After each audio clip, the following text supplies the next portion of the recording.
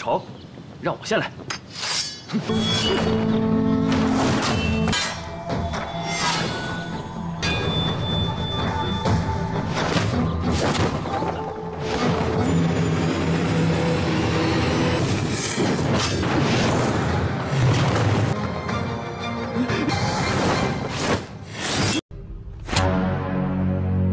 Hai para Sudaders, kumaha kabarna? Damang sadana dengan saya si Otong kembali lagi di channel Ningali Film. Pada episode kali ini kita akan membahas alur cerita dari film Pendekar Pedang Legendaris untuk bagian yang pertama. Dan tidak usah berlama-lama lagi, mari kita mulai ceritanya.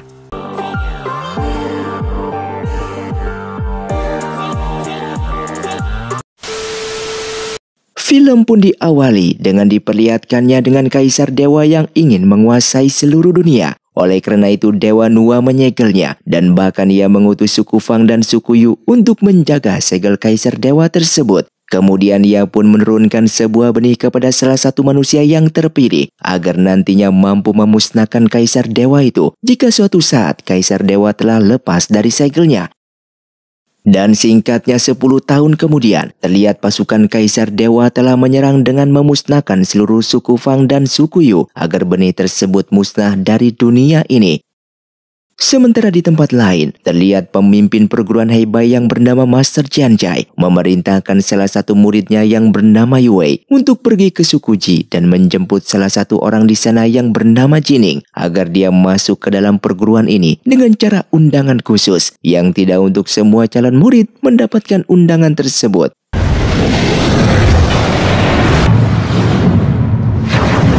Singkatnya ia pun telah sampai di suku Ji yang langsung memberitahukan maksud dan tujuannya kepada pemimpin suku tersebut jika ia merupakan murid dari perguruan Heibai yang diutus untuk mengundang dan membawa Jining sebagai murid di sana.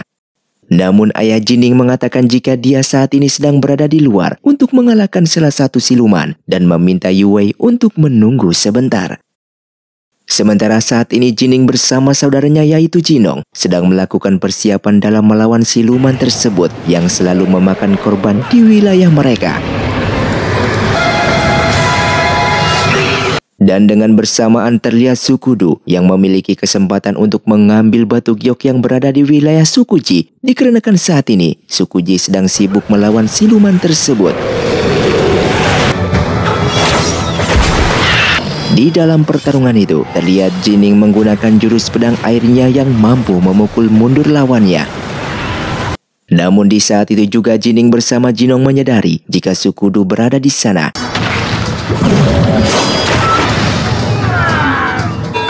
Dan dikarenakan sang menyadari hal itu, ia pun segera kabur memasuki sebuah goa yang di dalamnya terdapat batu giok milik suku Ji. Kemudian di suku Ji, tentang informasi mengenai penyerangan suku Du terhadap Jining dan pasukannya, sehingga ayah Jining pun memerintahkan bala bantuan untuk menyusul pergi menuju tempat Jining berada. Sementara sang yang berhasil menemukan batu giok tersebut, namun ia gagal dikarenakan Jining bersama Jinong langsung menyerangnya. Namun seketika mekanisme racun yang berada di dalam goa ini keluar dan tersebar yang membuat mereka semua tak sadarkan diri. Tak lama kemudian Zidao pun datang ke sana yang merupakan teman dari sang yang berasal dari suku Du yang memanfaatkan kesempatan ini untuk mengambil batu giok tersebut. Dan setelah itu Kyo dan Yue pun datang ke dalam goa tersebut dengan menemukan mereka berdua yang sudah tidak sadarkan diri akibat racun yang mereka hisap. Terlihat Kyo yang merupakan istri dari Jinong sangatlah bersedih melihat suaminya ini pingsan di sana. Setelah mereka pergi dari goa tersebut, melihat Zidao yang bersembunyi langsung keluar dan ingin membunuh Sang. Di sini Sang sangatlah marah terkejut melihat Zidao yang ternyata berkhianat kepada sukunya sendiri. Dan singkatnya Zidao pun memberikan batu giok tersebut kepada seorang pria yang bernama Dongki, merupakan orang yang bekerja untuk Kaisar Dewa. Dan agar Kaisar Dewa terlepas dari segelnya, mereka pun harus menemukan 3 benda yang salah satunya adalah batu giok ini yang saat ini telah berhasil mereka dapatkan. Oleh karena itu Dongki pun memerintahkan Zidao untuk mengambil benda yang kedua yang saat ini berada di tangan suku Ji, dan benda tersebut bernama Chen Ziling. Sedangkan di suku Ji, terlihat Jining dan Jinong telah dituduh sebagai pembunuh dari Sang. Namun mereka yang memang tidak bersalah menjelaskan jika mereka tidak membunuh Sang, karena di saat itu mereka bertiga tidak sadarkan diri akibat mekanisme racun yang berada di dalam goa tersebut. Oleh karena itu, ayah Jining pun memerintahkan pasukannya untuk menuju suku Du untuk menjelaskan kesalahpahaman ini. Di tempat lain, terlihat Dongki menyerahkan batu giok tersebut kepada sang kaisar dewa yang telah tersegel di sana, dan ia pun memerlukan 2 benda lagi agar bisa keluar dari segel tersebut. Dengan bersamaan, Yue pun memberikan sebuah plakat undangan dari perguruan Heibai untuk Jining. Namun Jining yang tidak bisa ke sana menolak tawaran tersebut karena saat ini ia harus menyelesaikan permasalahan di sukunya ini yang tidak mungkin ia tinggalkan, dan mendengar hal tersebut, Yue pun siap membantunya. Sementara di sebuah tempat, terlihat Dongki menemui kekasihnya yang saat ini kondisinya sudah tidak bernyawa. Dan seketika wajah kekasihnya tersebut sangatlah mirip dengan Yue, yang ternyata tujuan Dongki membantu Kaisar Dewa. Dikarenakan Kaisar Dewa telah berjanji kepadanya, yang jika dia terbebas dari segelnya, maka Kaisar Dewa akan menghidupkan kekasihnya Dongki yang saat ini sudah mati. Singkatnya, suku Ji dan suku Du saat ini saling berhadapan. Di sini ayah Jining menjelaskan kalau bukan mereka yang membunuh Sang, yang merupakan anaknya tersebut. Namun Zidao terus memprovokasi pemimpin suku dan menyalahkan suku Ji atas kematian Sang. Pemimpin suku Du yang bernama Suli ini menjadi sangatlah marah karena anaknya yaitu Sang mati tewas di tangan mereka. Dan dikarenakan tidak adanya jalan keluar, kedua suku tersebut pada akhirnya saling berperang. Di sisi lain, Jining bersama Jinong sedang dihukum tersegel di sebuah ruangan dikarenakan tidak boleh berperang oleh sang ayah, dan mereka yang berusaha untuk keluar dari sana, namun usaha mereka selalu gagal. Yang seketika mereka pun tak sengaja menemukan sebuah gulungan yang terjatuh, dan ternyata gulungan tersebut merupakan teknik jurus berpedang untuk menghancurkan sebuah segel di sana. Sehingga Jining pun berusaha mempelajari teknik tersebut agar mereka bisa keluar dari ruangan itu. Sementara saat ini perang di antara dua suku berlangsung sangatlah sengit. Terlihat pemimpin suku Ji mengeluarkan semua kekuatannya. Ia pun menggunakan jurus pedang airnya dan menenggelamkan semua musuhnya. Namun pemimpin suku Du segera menyerang yang dibantu oleh Zidao, yang membuat pemimpin suku Ji terluka parah. Di tengah pertarungan itu, Jining pun datang tepat waktu dengan menggunakan jurus asap kabutnya yang membuat para musuh tak bisa melihat. Terlihat pemimpin suku Ji yang sekarat yang merupakan ayah Jining meminta Jining untuk menggantikannya sebagai pemimpin berikutnya, dan bahkan ia meminta Jining beserta pasukannya untuk segera meninggalkan tempat tersebut dikarenakan ia akan melawan pasukan suku Du dengan mengorbankan nyawanya.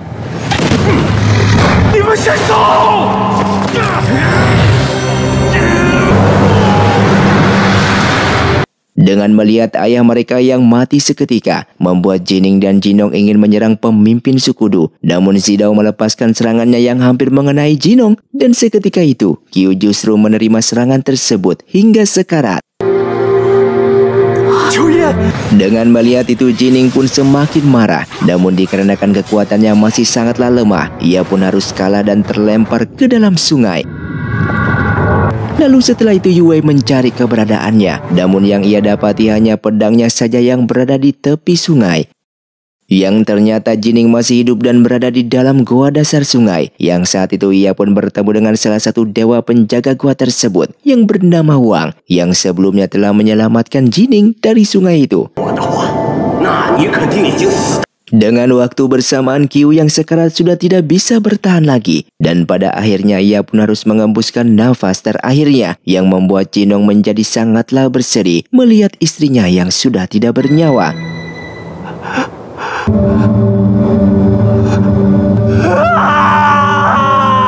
Di sisi lain, terlihat Wang mengatakan jika kalung yang dipakainya itu merupakan miliknya, yang ternyata di waktu kecil Jining pernah diselamatkan oleh Wang, yang di saat dulu Jining pernah sakit-sakitan dan akan mati. Dikarenakan saat ini Jining merupakan satu-satunya manusia yang bisa masuk ke dalam goa tersebut, maka dari itu Jining diangkat menjadi muridnya. Dan bahkan Jining pun diberikan kekuatan untuk mengendalikan jurus 1000 pedang agar lebih kuat dan mengalahkan para musuhnya. Setelah berhasil menguasai jurus tersebut, Wang pun memberikan sebuah pedang Beiming yang merupakan pedang legendaris dan terkuat di seluruh jagat raya. Dengan bersamaan, Zidao bersama Suli telah menemukan keberadaan Jinong. Yang saat itu Jinong sedang bersedih melihat istrinya yang telah mati. Seketika itu mereka berdua pun ingin membunuhnya. Namun tak disangka Jining datang ke sana sehingga pertarungan pun terjadi. Setelah mengalahkan musuhnya, Jining hanya terdiam bisu melihat Qiu yang telah mati. Dan mereka yang kembali ke suku Ji langsung dipeluk oleh sang ibu yang sedang melihat Jining yang masih hidup. Sedangkan Jinong hanya terdiam sambil membawa mayat istrinya. Dan terlihat semua orang suku Ji sangatlah bersedih melihat Qiu yang sudah tidak bernyawa. Singkatnya, di malam harinya, Qiu yang akan dimakamkan membuat semua orang tertunduk lesu dan bersedih, terutama Jinong yang tidak terima atas kematian istrinya tersebut. Melihat semua ini, Jining pun bersumpah akan membalaskan dendam kepada suku Du atas kematian ayahnya beserta Qiu. Dan Jinong yang mendengar hal itu menaruh harapan besar kepadanya. Dan singkatnya esok hari pun tiba. Terlihat Suli yang merupakan pemimpin suku Du sedang melakukan rencana penyerangan kembali terhadap suku Ji. Dan ia pun memerintahkan Zidao untuk bersiap-siap dalam perang ini. Yang pada akhirnya mereka pun telah sampai di suku Ji. Yang ternyata suku Ji pun telah bersiap-siap untuk menghadapi serangan dari suku Du. Di sini Sili meminta suku Ji untuk menyerahkan sebuah benda yang bernama Chan Ziling. Namun Jining tidak akan menyerahkannya sehingga perang pun terjadi.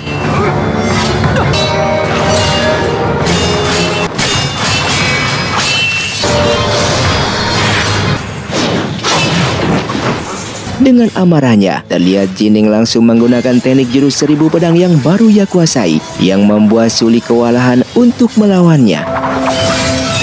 Terlihat Suli yang tidak ingin kalah melawan Jining. Ia pun dengan segera mengeluarkan jurus apinya, yang membuat Jining beserta teman-temannya terkurung di dalam lingkaran api tersebut.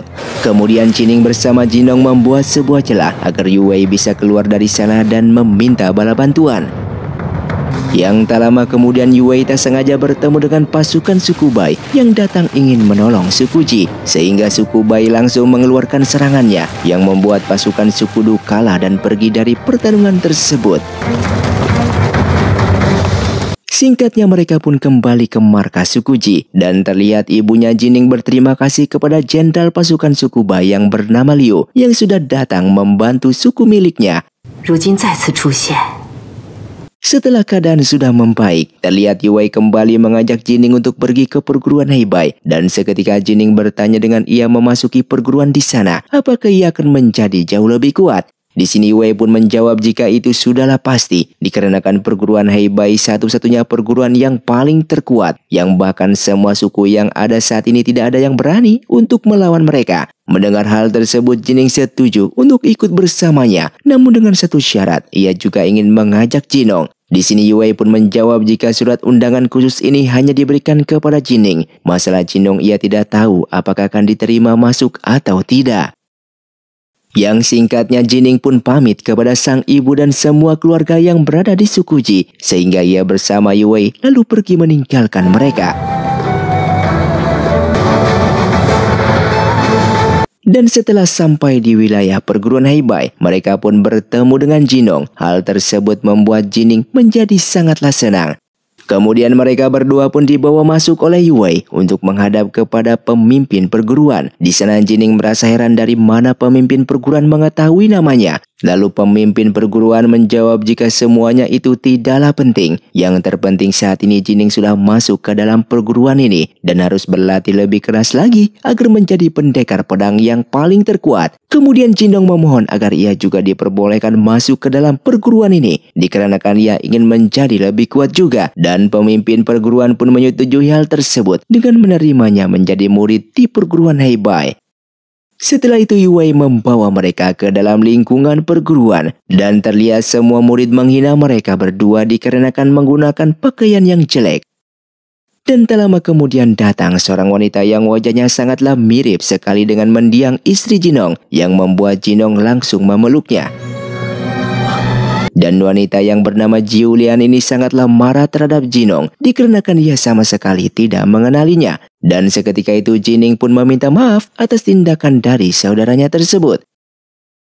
Setelah itu datang lagi murid baru yang bernama Muzi, namun tidak seperti Jining yang diundang secara khusus. Lalu tak lama kemudian datang seorang murid senior yang paling hebat di perguruan Heibai yang bernama Lata, yang membuat semua murid di sana sangatlah segan kepadanya. Ia pun menghampiri Jining dikarenakan penasaran akan kekuatan Jining yang sebenarnya, dikarenakan dia datang ke perguruan ini diundang secara khusus oleh pemimpin perguruan. Dan di saat Lata ingin menguji kemampuannya tersebut, seketika Yue pun datang dan mencegah pertarungan itu, dikarenakan di dalam perguruan ini tidak boleh ada perkelahian.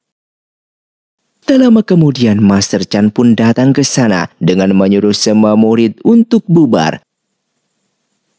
Setelah itu Master Feng menunjukkan sebuah kamar kepada Jining, Jinong beserta Julian yang ikut mencari kamar baru. Karena tidak memiliki uang untuk menyewa, Jining beserta Jinong tidak bisa tinggal di kamar tersebut. Sementara Julian yang memiliki banyak uang berhasil menyewa kamar itu. Kemudian Master Feng mengantar mereka berdua ke dalam kamar yang tidak terpakai dan mereka tidak perlu membayar. Namun terlihat ruangan tersebut seperti tidak layak huni. Yang ternyata Muzi berada di kamar tersebut dikarenakan dia yang tidak memiliki uang. Dan dari sinilah mereka berempat akan menjadi sahabat ke depannya. Setelah itu Julian pergi keluar perguruan untuk mengumpulkan tanaman obat karena memilih jurusan pengobatan di perguruan Heibai ini. Namun di saat itu ia diganggu oleh beberapa murid yang dipimpin oleh seseorang yang bernama Jinbai. Dengan melihat hal tersebut, Jinong pun datang ke sana dan melawan mereka. Namun di dalam pertarungan itu, Jinong kalah dan akan diserang oleh Jinbai. Yang tak lama kemudian Jining pun datang ke sana dan berhasil mengalahkan Jinbai. Sementara di tempat lain, terlihat Kaisar Dewa memanggil Dongki dengan memerintahkannya untuk menemukan dan membunuh benih tersebut yang telah diturunkan oleh Dewa Nuwa, yang ternyata benih itu adalah Jining. Sedangkan di perguruan Heibai, terlihat semua murid berkumpul di lapangan atas perintah dari Master Chan dan satu persatu murid mulai menunjukkan kehebatan mereka dalam berpedang.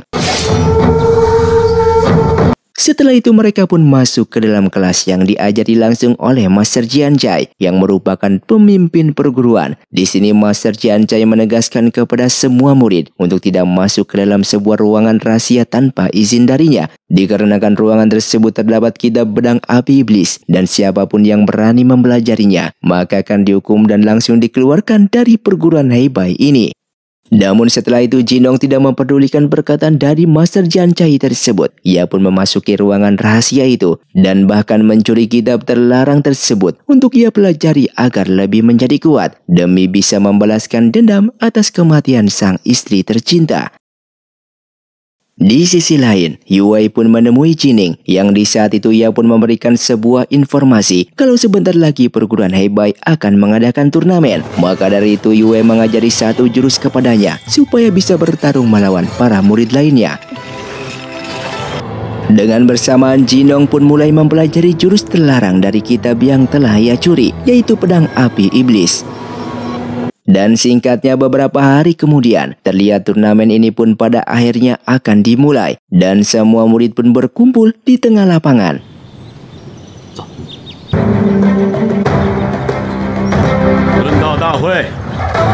Kemudian Jinong pun naik ke atas dan menantang Jinbai untuk bertarung. Dikarenakan ia merasa kesal atas tindakan Jinbai kemarin, sehingga Jinbai pun menerima tantangannya dan pertarungan pun terjadi.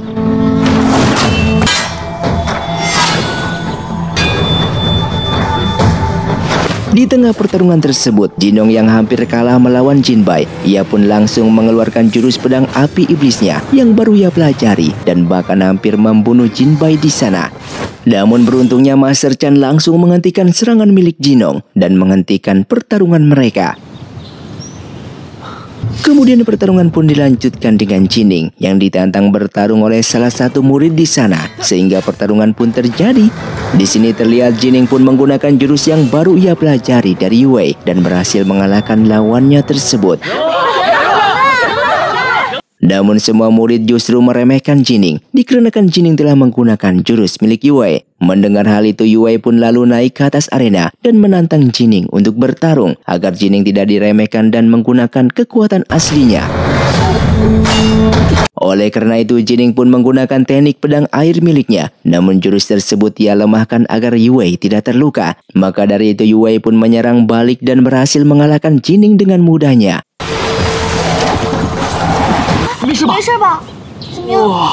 Atas kekalahan Jining, membuat para master mempertanyakan Jining yang masuk ke perguruan ini dengan undangan khusus oleh pemimpin perguruan yang padahal Jining sangatlah lemah. Setelah turnamen tersebut, semua murid pun dikumpulkan. Terlihat Jinong disidang dikarenakan menggunakan teknik jurus pedang api iblis, sehingga ia pun dituduh telah mempelajari kitab terlarang di ruangan rahasia. Namun di sini Jinong menepis semua tuduhan tersebut dikarenakan mereka tidak memiliki bukti kalau ia telah memasuki ruangan rahasia itu. Sehingga ia pun berbohong dengan mengakui jika jurus ini memang ia miliki sebelum masuk ke dalam perguruan ini. Di tempat lain, terlihat Dongki memerintahkan salah satu pasukannya yang bernama Sui untuk mencari keberadaan Jining. Namun di sini Sui menjawab jika Jining berasal dari suku Ji dan ia tidak yakin jika Jining merupakan benih tersebut dikarenakan seharusnya benih itu berada di suku Fang atau suku Yu. Akan tetapi Dongki mengatakan jika ini merupakan perintah dari Kaisar Dewa yang sudah mengetahui siapa dan di mana letak benih tersebut. Dengan bersamaan, Lata menemui teman dekatnya yang bernama Biur. Di sini Biur pun bertanya mengenai siapa murid yang dipanggil khusus untuk masuk ke dalam perguruan Heibai. Dan lalu Lata menjawab jika pria itu bernama Jining yang berasal dari suku Ji, yang membuat Biur seketika langsung terdiam membisu.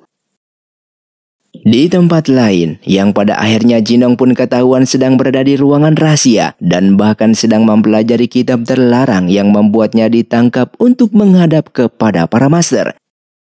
Dikarenakan sudah ketahuan melakukan pelanggaran, Master Jan Chai yang merupakan pemimpin perguruan tidak bisa memaafkan kesalahannya dan bahkan mengusirnya dari sana. Dan dari arah belakang Master Chen secara tiba-tiba menyerangnya yang membuat Jinong kehilangan kemampuan bela dirinya. Dan tidak hanya itu, Master Chen juga ingin membunuhnya. Namun dengan segera Jining pun melindungi saudaranya tersebut dan pemimpin perguruan segera mengambil tindakan untuk menghentikan Master Chen yang apabila dibiarkan begitu saja maka Jining akan tewas. Dengan kondisi terluka, Julian segera mengejarnya dan memberikan obat yang telah ia buat. Bahkan obat itu dapat mengembalikan setengah kemampuan bela dirinya yang saat ini sudah hilang dari tubuhnya. Setelah itu Jining menyusulnya dengan mengatakan apabila Jinong pergi dari perguruan ini maka ia juga akan ikut pergi bersamanya. Namun Jinong tentu saja melarangnya dikarenakan satu-satunya harapan suku Ji saat ini adalah Jining. Dengan dia belajar di perguruan Heibai maka dia akan bisa jauh lebih kuat supaya nanti mereka bisa membalaskan dendam suku Ji. Dan setelah itu Jinong yang pamit lalu berbohong kalau ia akan kembali ke suku Ji yang padahal ia hendak pergi berkelana untuk menjadi lebih kuat. Singkatnya beberapa hari kemudian, ia pun berjalan tanpa arah dan tak sengaja bertemu dengan sekelompok orang. Di sana ia pun mengemis meminta makanan dan minuman. Namun Jinong justru mendapatkan perlakuan yang tidak semestinya. Tak lama kemudian Dongki datang ke sana dengan mengusir kelompok tersebut. Di sini Dongki mengajak Jinong untuk bergabung ke dalam sukunya, yaitu suku Jian. Namun Jinong menolak tawaran tersebut dikarenakan dia tidak mungkin mengkhianati suku Ji miliknya. Maka dari itu Dongki melemparkan sebuah plakat milik suku Jian. Dan jika Jinong membutuhkan bantuannya, maka cukuplah ia menunjukkan plakat tersebut. Sementara di perguruan Heibai, terlihat semua murid melihat sebuah informasi sayembara tentang siapapun yang bisa membunuh siluman ular, maka akan mendapatkan hadiah uang yang sangatlah banyak. Dan kemudian Lata menghampiri mereka dengan menyuruh Jining untuk menyelesaikan misi tersebut. Dikarenakan misi tersebut sangatlah cocok untuk murid panggilan khusus sepertinya. Dengan kesempatan itu Jining pun menjadi sangatlah senang. Karena dengan uang sebanyak itu mereka tidak akan hidup susah lagi. Oleh karena itu ia pun pergi untuk memukul gendang di sana yang menandakan ia menyetujui sayembara tersebut. Di tempat lain, terlihat Jinong yang kelelahan ingin memasuki arena pertarungan dan terlihat banyak sekali petarung ilegal di arena tersebut.